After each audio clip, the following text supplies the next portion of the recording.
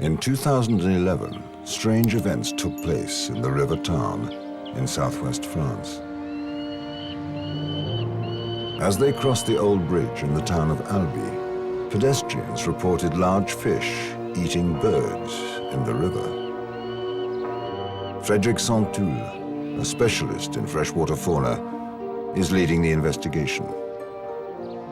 The point of this study in Albi is to examine a behaviour that is very unusual, in a case that is fairly rare in the animal kingdom, of a species that lives in water, but which leaves the water on purpose in order to catch its prey on land.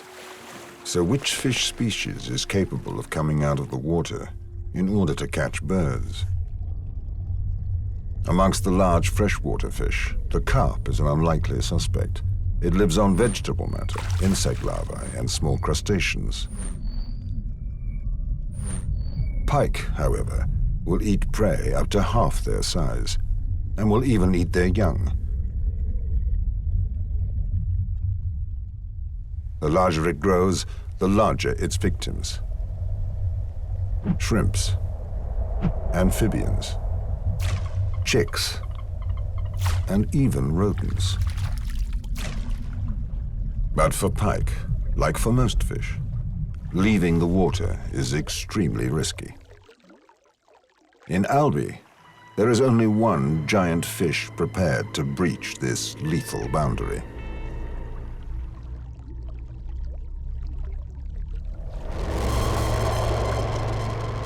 The catfish.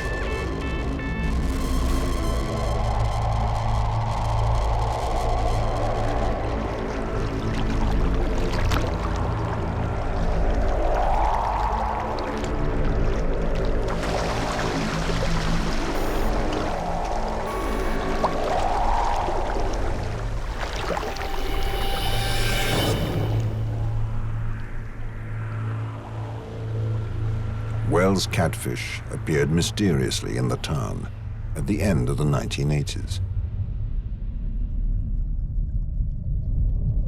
How does this aquatic predator locate birds or any of its other victims?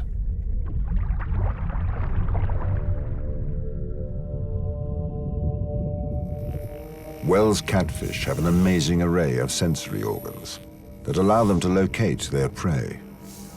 They have nearly 250,000 taste buds inside their mouths and on their lips, as well as on their whiskers, fins, and all over their skin.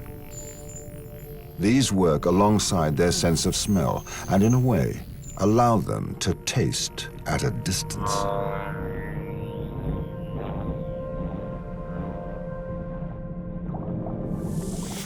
Their sense of smell is also highly developed thanks to multiple receptors in their nostrils, which have a separate entrance and exit, allowing water to circulate constantly.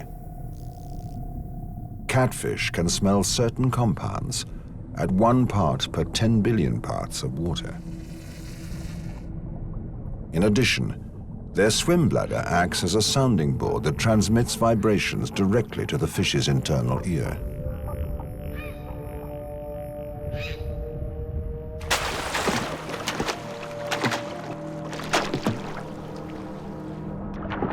The Wels catfish also has 3 pairs of whiskers, or barbels, 1 mobile pair above and 2 below its head. They allow the fish to detect pressure waves emitted by their prey, so the catfish can detect them by the wake they leave behind.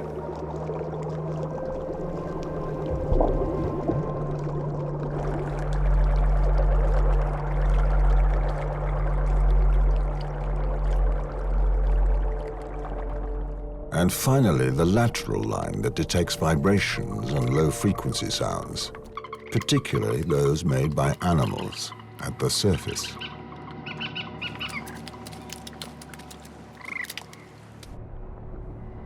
So catfish are incredibly well equipped to pick up any signs of their prey. Their senses outperform those of any other freshwater fish.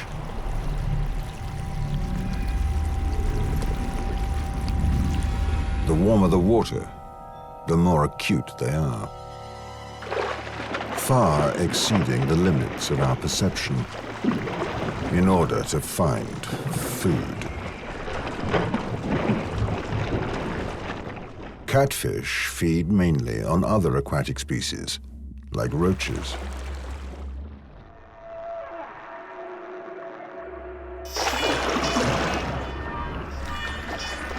When hunting agile prey, this massive predator drives them towards the natural frontiers of the river, the surface, or the shore. With so many prey, there is strength in numbers. Together, the catfish form a moving wall that pushes the panicking fish towards their final destination.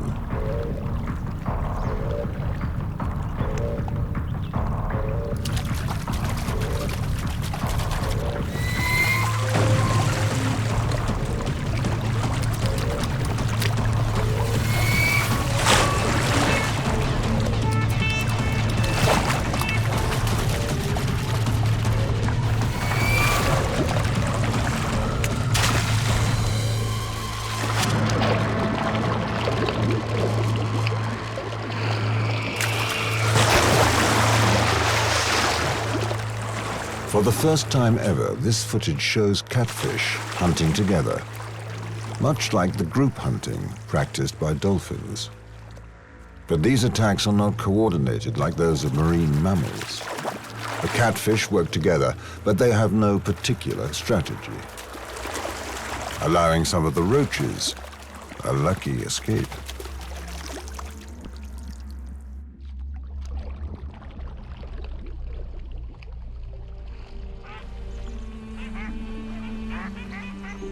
So what birds could be naive enough to be snatched in these muddled attacks?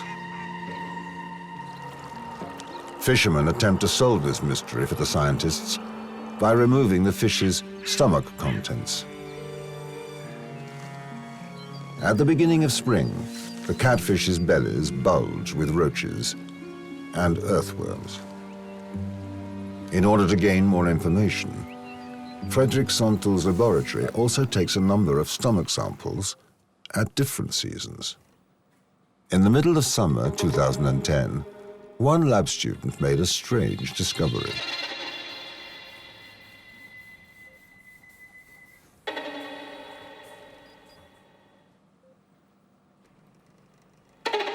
This foot is not webbed like a duck's. It could belong to one of the river town's regular visitors, the wagtail. But genetic analysis shows that this is the foot of a very common bird, the pigeon.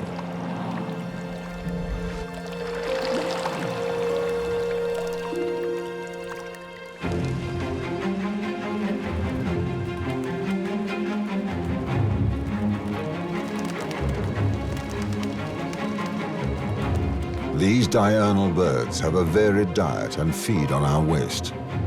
Their survival depends on humans. The more people, the more waste, and the more pigeons.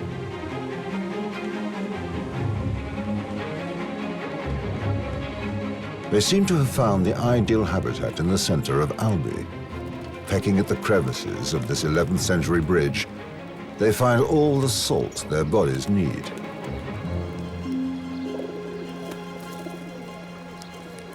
Pigeons have been feeding off this mortar for more than 1,000 years.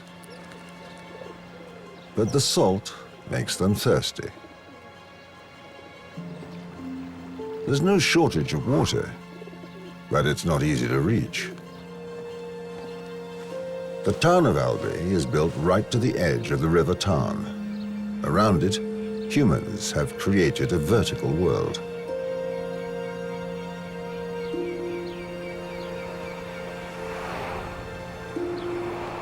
Luckily for the pigeons, the summer heat coincides with a drop in the river's water level.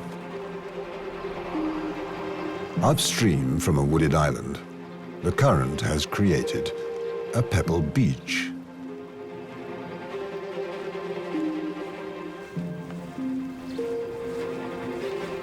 It's an ideal spot for pigeons. While they usually only drink 2% of their body weight in water each day, that figure triples during the summer.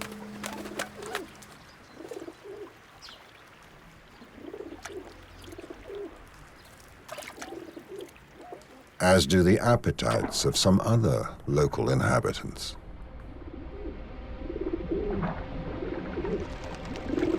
That are able to detect the pigeon's movements from a distance. Their senses are on red alert. Their barbels detect vibrations from the pigeon's movements.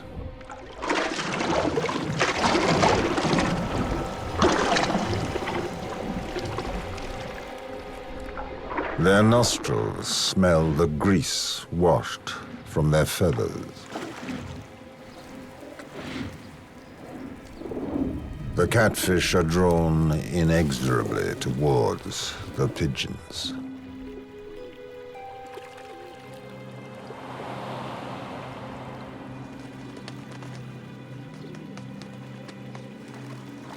But they are hindered by the shallow water. Their prey is so near, and yet so far. Unlike pigeons, catfish barely use their eyesight at all.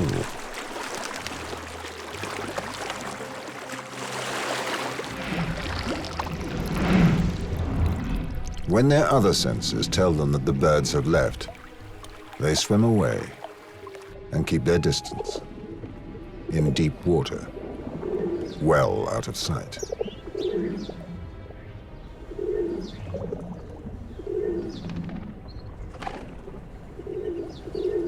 The catfish are nowhere to be seen.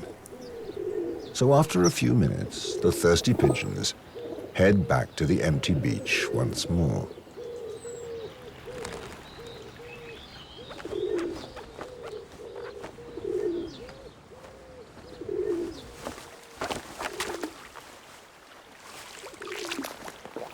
Pigeons are sociable birds. If one takes off, others soon follow suit. They depend on each other for their survival.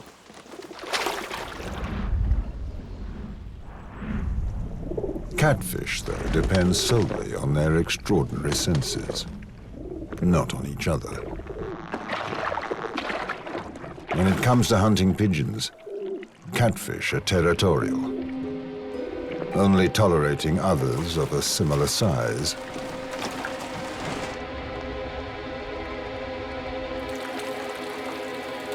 Between 3 and 5 feet long.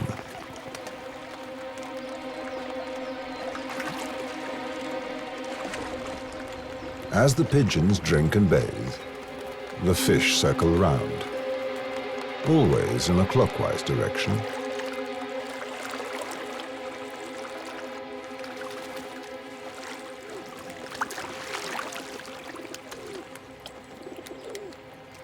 Waiting for any signal, any movement.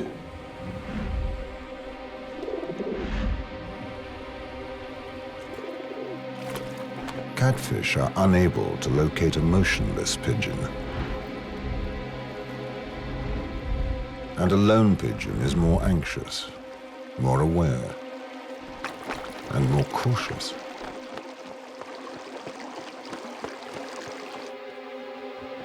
In order to catch a pigeon, the catfish needs to find a bird that is both confident and distracted by the presence of others before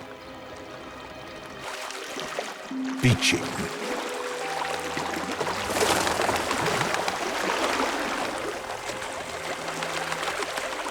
Lunging onto the beach is a dangerous business. The fish risks stranding itself completely and dying slowly under the summer sun. In order to make its getaway, it must keep its tail in the water. Wary pigeons are protected by the gentle slope of the beach. The catfish's attacks seem to be hopeless.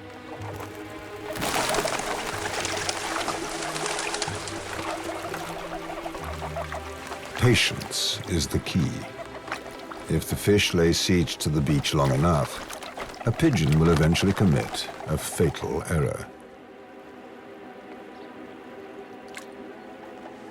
Stepping into deeper water,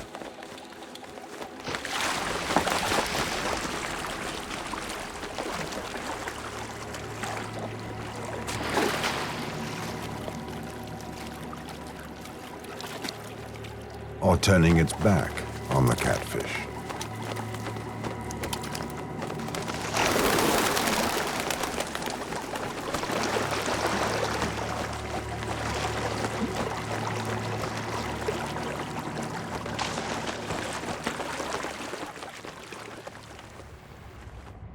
Some catfish have become specialists. Up to 80% of their diet is made up of pigeons.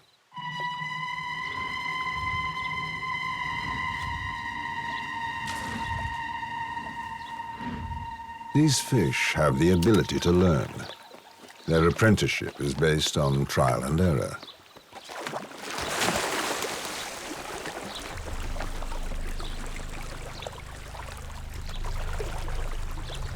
And by imitation.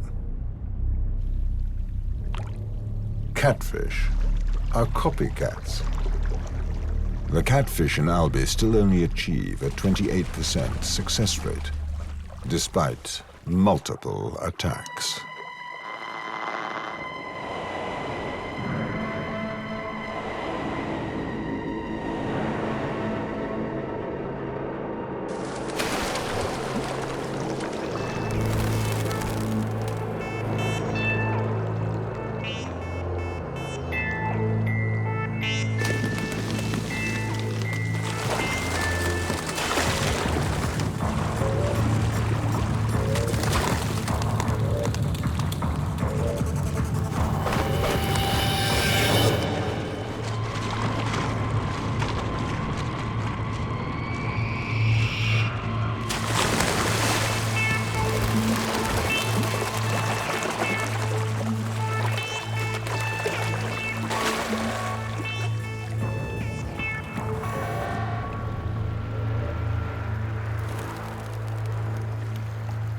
Scientists estimate that one pigeon would feed a 4-foot catfish for 60 hours. Which explains why these medium-sized fish jealously guard their hunting territories.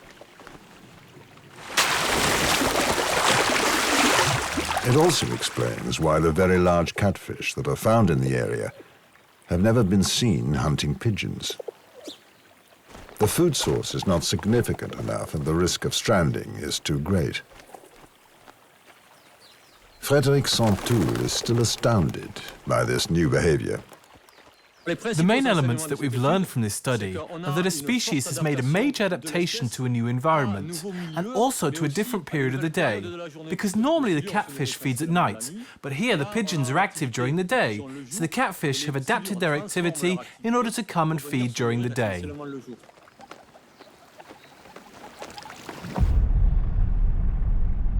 Large catfish, bigger than a grown man, have never been observed hunting in Albi, and it is assumed that they feed on large prey at night. Surprisingly, catfish sometimes feed on animals that are completely out of proportion to their great size, including these tiny shellfish called corbicula.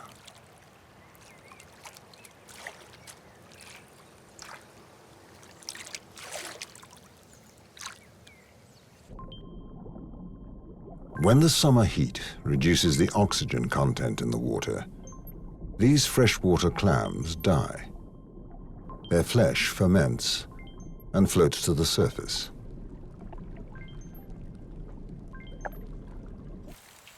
Where catfish locate them and gulp them down. But the corbicula season is very short, only a few days each year. They cannot sustain the growth of such a large animal.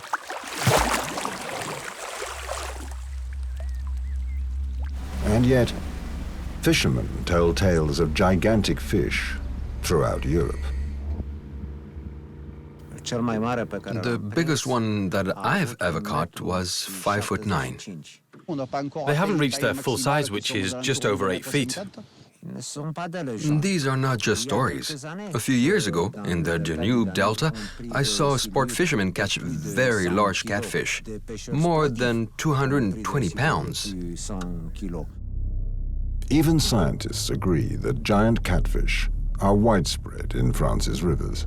In France, we have fish that are bigger than 8 feet. Persistent rumors claim that colossal catfish live in the large rivers of Eastern Europe. The largest catfish to be caught in the Danube Delta was 8 feet 10 inches, if I remember rightly, and it weighed more than 650 pounds. So the largest catfish in the world seem to come from the Danube Delta, Europe's largest, separating Romania from Ukraine.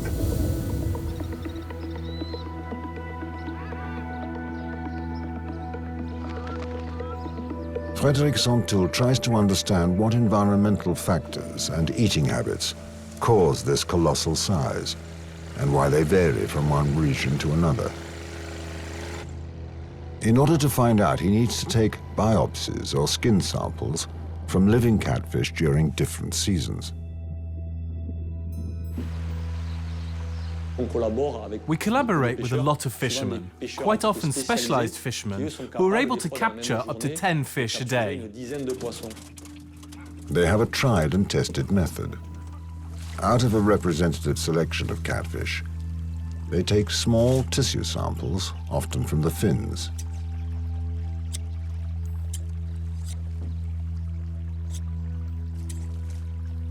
Which they immerse immediately in alcohol. These specimens are sent for so-called isotopic analysis in specialized laboratories in order to learn more about the fish's feeding habits. The studies prove that catfish don't have the large appetites that their bulging bellies suggest. A 5-foot-long catfish only eats a couple of pounds of food per week when the water is at 72 degrees Fahrenheit. During the winter, when the water temperature falls below 60 degrees Fahrenheit, they stop eating completely. Catfish have gained their greedy reputation from their opportunism. They're not fussy about their food. As well as pigeons, they eat roaches, but also amphibians, pike, and even swans. The samples from Romania should also reveal genetic information about the origins of catfish in Western Europe. To reconstruct the catfish migration, the samples will need to be compared with those taken from catfish from various European waterways. These are provided by fishermen where the catfish are hungry, while freedivers are called in for those that refuse to take the bait.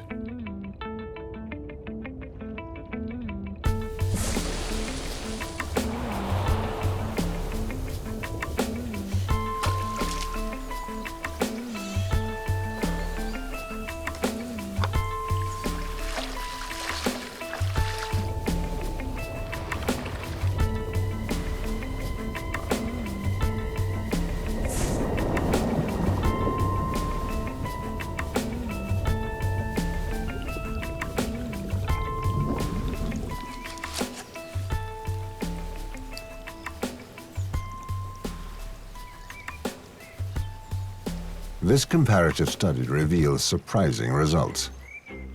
Originating in the Danube, catfish have colonized the whole of Europe in fewer than 40 years. Particularly Italy, Switzerland, France, Great Britain, Spain, and Portugal. They have even conquered other continents like North Africa and South America, where they are found in Brazil. The catfish's burgeoning empire can only be explained by human involvement. Intentional Introductions.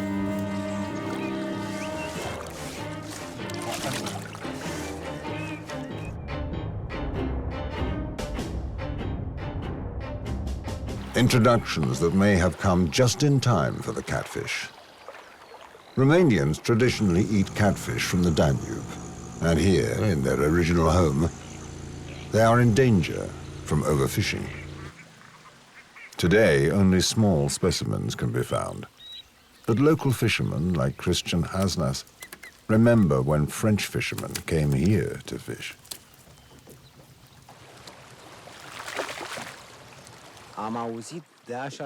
I've heard stories of French fishermen who came to fish in the delta 50 years ago. And I know that at that time, catching a 100-pound fish was no big deal.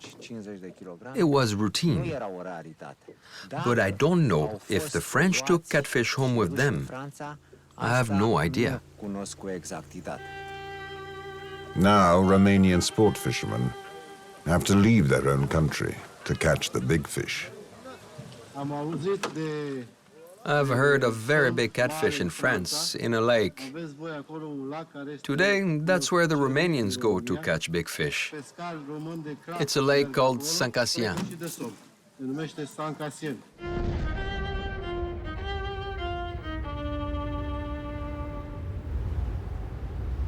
So how did a small lake in the south of France become a haven for Romanian catfish?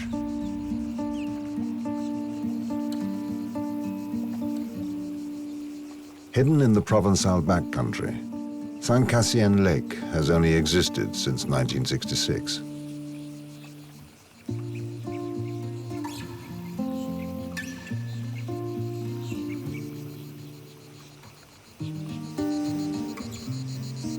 It is entirely man-made, created by diverting several rivers from the Alps to provide fresh water and produce electricity.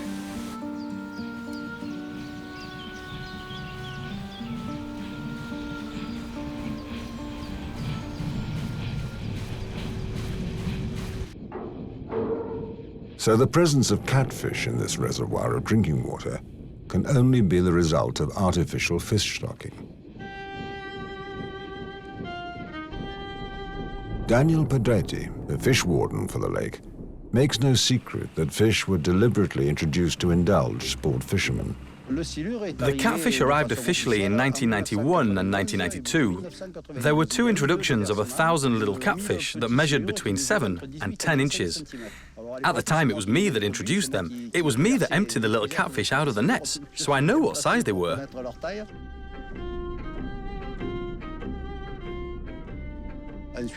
After that, over the years, we realized that fishermen were beginning to catch very small catfish, even smaller than the ones we'd introduced. We knew that the lake suited them and that they were reproducing. The fishing has started to get good for the sport fishermen, and that was the original goal when we introduced the fish.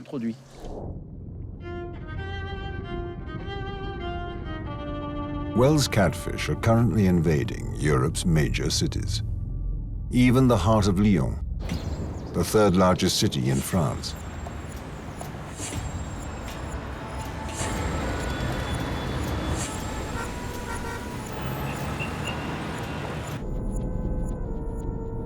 Until the beginning of the 1990s, there were no catfish in Lyon.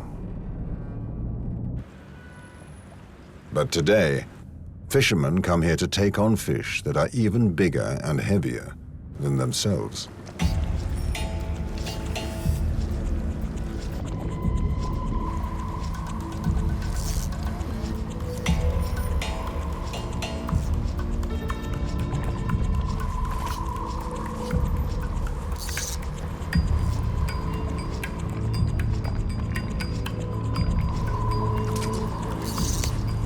These wrestling matches may continue for several hours, during which the fishermen can drift with the current over several miles.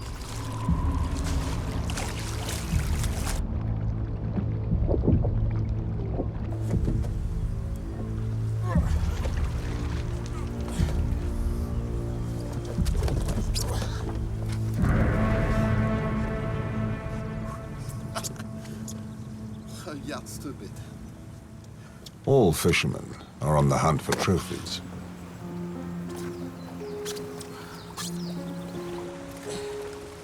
In the past, big game fishing meant taking to the high seas or heading to the distant tropics.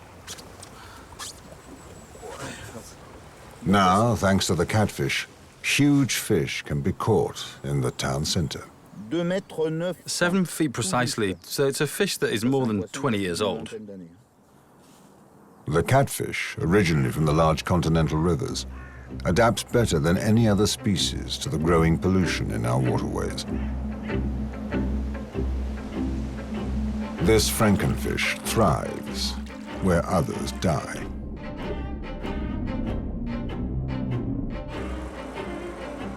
It tolerates the raised nitrogen levels caused by fertilizers leaching into the water, as well as industrial heavy metals that are stored in its body, and all sorts of human waste products. Catfish are swimming trash cans. Because we find traces of tar, PCBs, and pesticides in their flesh, they are declared unfit for human consumption. Either to avoid poisoning themselves or out of respect for the frankenfish, fishermen practice catch and release. Like most catfish fishermen in Western Europe, they measure their trophy, then return the animal back to the water, still alive. 173.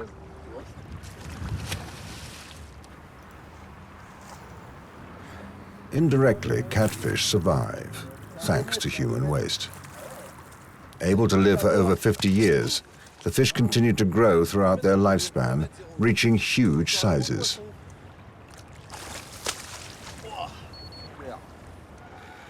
Using fish finders, trophy hunters are able to locate catfish even in murky water. These devices revealed an unexplained and paradoxical behavior that takes place every winter in the Rhone River.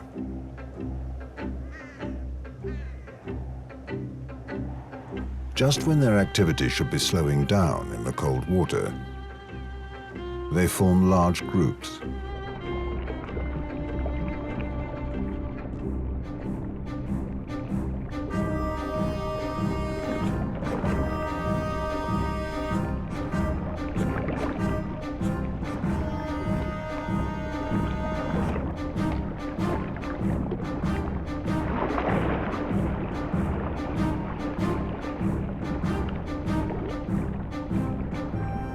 These congregations can last several days in a row, continuing day and night.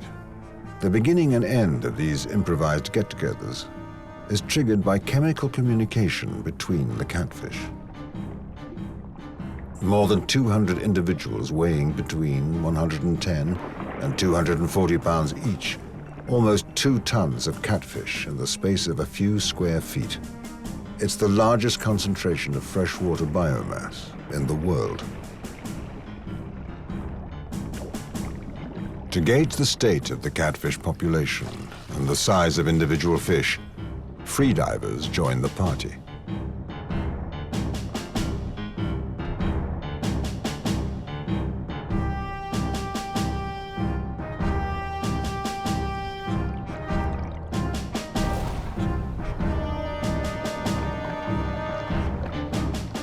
These cold water aficionados have noticed that catfish group together in winter in most of Europe's large rivers, particularly in the Po, the longest river in Italy. Here, amateur fisherman Dino Ferrari has been looking for a record-breaking catfish for the last 20 years. In the warm waters of the Po, there is no respite. The catfish feed and grow all year round. Even in the middle of winter, they take the bait and keep the fishermen on their toes.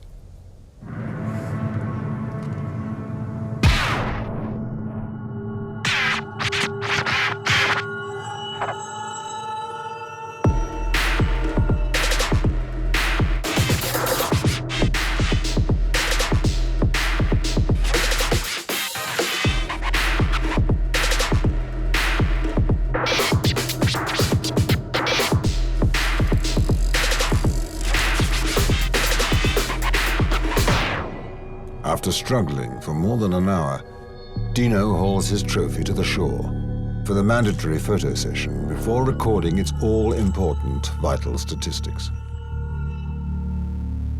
Measuring 8 feet 9 inches and weighing 280 pounds, this 30-year-old catfish is officially the largest ever caught with a rod and reel.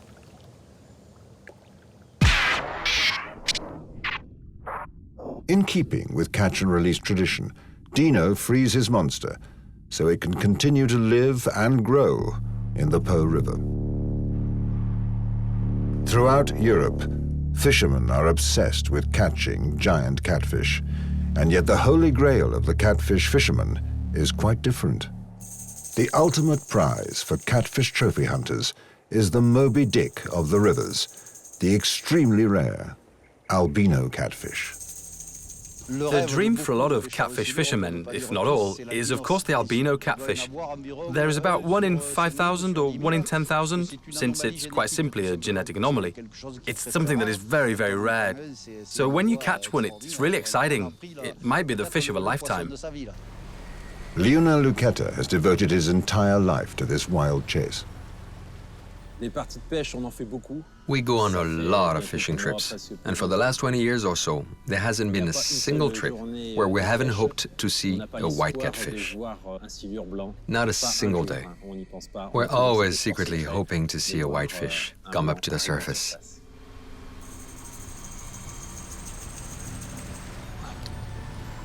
It's going sideways. I don't know. That's it.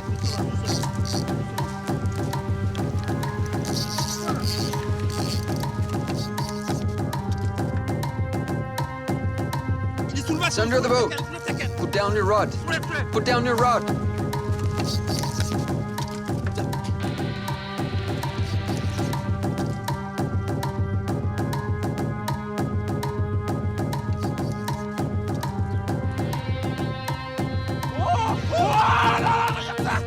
Unbelievable! Look at that thing! More than 6 feet. To see that pure white arrive at the surface is incredible. It's so exciting, and it's like it's the first time, no matter what size it is. It's a very visceral feeling. This albino catfish is one of the largest ever caught.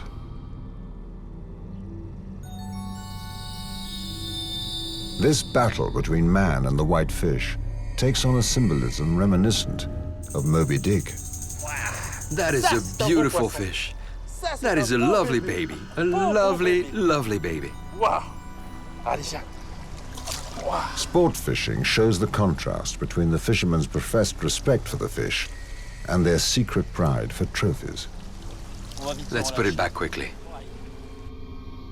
It illustrates the dilemma experienced by all those involved. Should the catfish be categorized as a pest, which would ultimately lead to its eradication?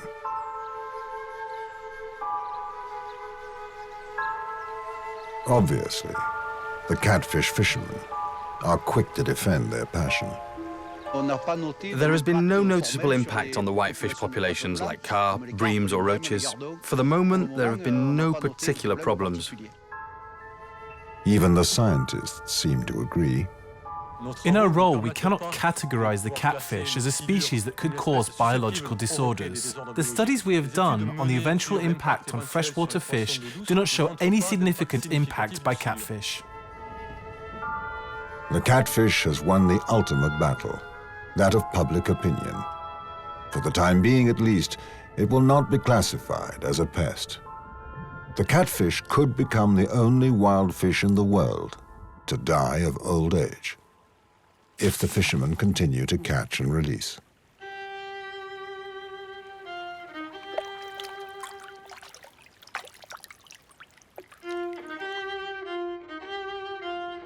Catfish benefit both from human indulgence and incredible luck. Though it is already well equipped to survive in our midst, nature sometimes makes its life even easier. While most of the attacks on pigeons in Albi were unsuccessful, an unexpected event would soon give the catfish a helping hand. In autumn 2014, a huge storm flooded the hills near Albi. Floodwater swept away everything in its path. The Tarn River rapidly rose to 12 feet above its normal level.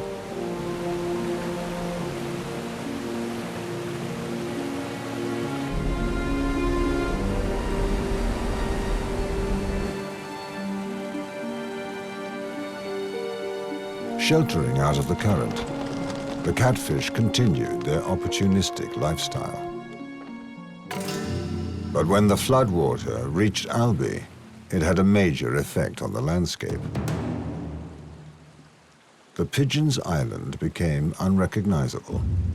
All the trees were uprooted or stripped bare. By spring 2015, the local council decided to remove the last of the dead trees. In the course of a few months, the island had changed drastically.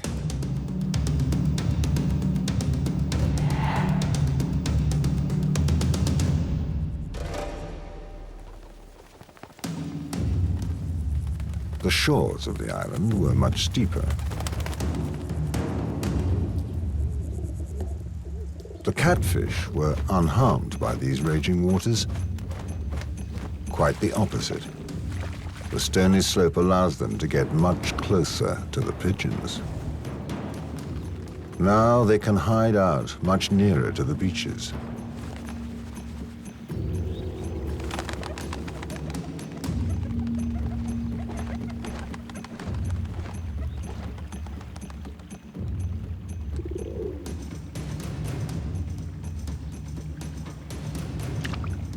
And as soon as the birds step into the water, they appear from nowhere.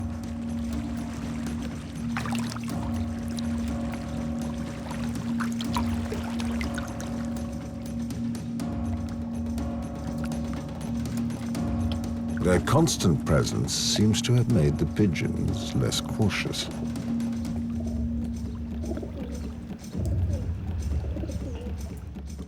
Under the surface, they have turned into ghostly killers.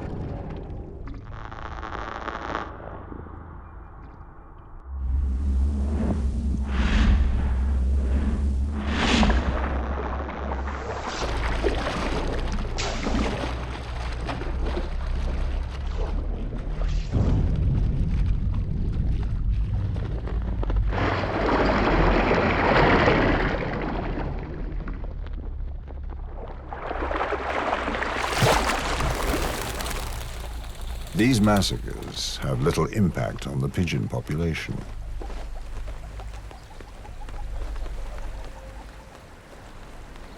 There are plenty left, drinking in the town's fountains. They're ready to take up the ecological niche left vacant by those that have been taken prey.